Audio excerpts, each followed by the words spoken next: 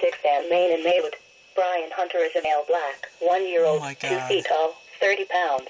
He's wearing a two-tone blue striped long-sleeve shirt, blue jeans, blue and brown Nike boots, and was last seen by his mother at 2:15 p. today.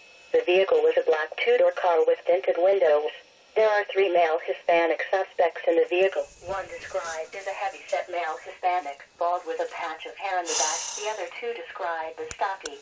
Anyone with information should call 911 and advise they have an Amber Alert report, and may also call 708-450-4471.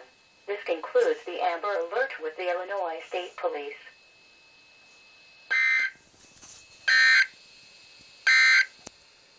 At 4 p.m.